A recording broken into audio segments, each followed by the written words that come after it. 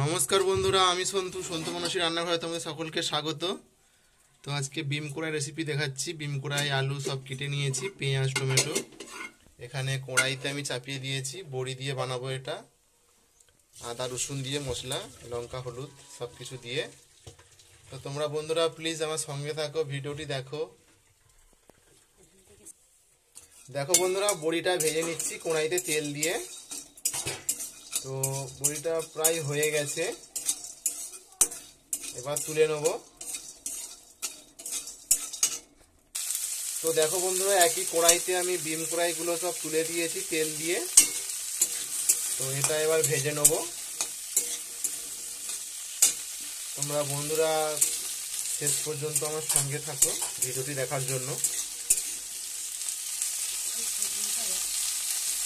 তো বন্ধুরা, তোমরা কেউ সাবস্ক্রাইব বা লাইক করছো না, তো তোমাদের কাছে অনুরোধ থাকলো ভিডিওটি দেখবে ও লাইক করবে, সাবস্ক্রাইব করবে।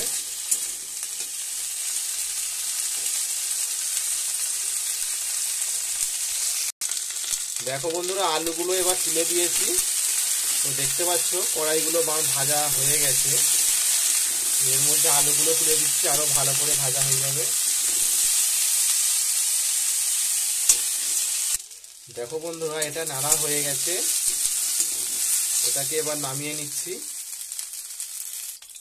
এবার দেখো বন্ধুরা, এটা নামিয়ে নিয়ে তেল দিয়ে এবার এটা পেঁয়াজ দিয়ে দিচ্ছি। পেঁয়াজটা ভাজা হবে। এবার দেখো বন্ধুরা, টমেটো কুচিগুলো দিয়ে দিলাম। তো খুবই শর্টে রান্নাটা হয়, তোমরা দেখতে থাকো।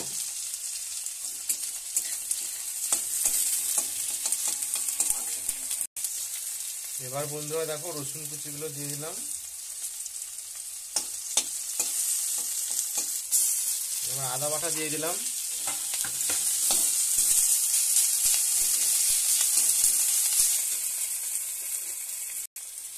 এবার স্বাদ মতো নুনটা দিয়ে দিচ্ছি।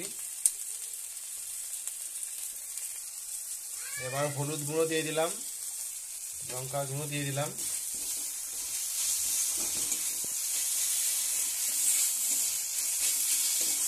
একটু জল দিয়ে ভালো করে কষে নিচ্ছি।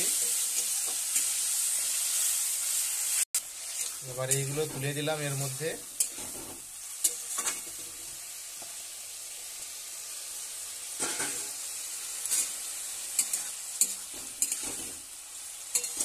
দেখো বন্ধুরা, কত সুন্দর দেখতে লাগছে, এটা খেতেও ভালো লাগে।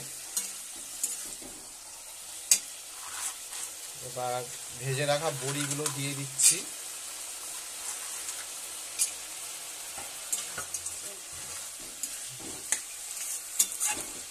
এগুলো খেসারির ডাল দিয়ে বড়ি বানিয়েছিলাম বাড়িতেই।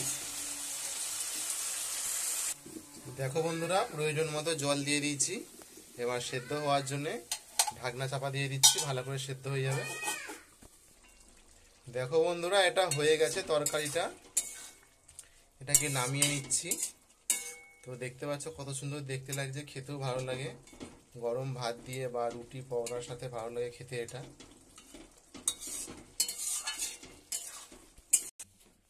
দেখো বন্ধুরা, তো হয়ে গেল আমার বিম কড়াইয়ের রেসিপিটা, তরকারিটা। তো তাহলে বন্ধুরা, ভিডিওটি শেষ পর্যন্ত দেখার জন্য ধন্যবাদ তোমাদের। তো আমার সঙ্গে ছিলে এতক্ষণ। তো আমার ভিডিও চ্যানেলটিকে সাবস্ক্রাইব করো। আরও ভিডিও পেতে আমার চ্যানেলটিকে সাবস্ক্রাইব করে দিয়ে তোমরা লাইক করো, কমেন্ট করো। তো ভিডিওটি আমি এখানেই শেষ করলাম। সবাই ভালো থাকো বন্ধুরা।